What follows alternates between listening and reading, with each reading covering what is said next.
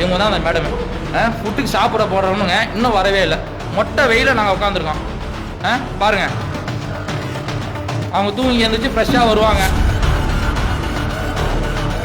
இல்லை எத்தனை மணி நேரம் சொல்லுங்க, நீங்க எத்தனை மணிக்கு போனீங்க? நாங்களாம் மனுஷனா தெரியலையா சொல்லுங்க. இது திருமங்கலம் ஆர்டிஓ, இது மதுரை திருமங்கலம் ஆர்டிஓ. நாங்க மனுஷனா தெரியலையா? என்ன உள்ள தூங்கிட்டு வரீங்களா?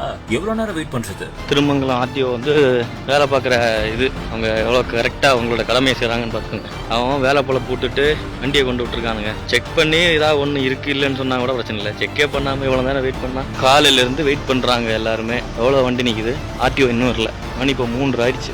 2 வாகனங்களை மட்டுமே பார்த்துவிட்டு ரூமுக்குள் சென்று உட்கார்ந்து கொண்ட பெண் ஆர்டிஓ ஆன் ஸ்பாட்டிலேயே கேட்ட கேள்விக்கு பதில் சொல்லாமல் வேகமாக நடந்து சென்ற அதிகாரி.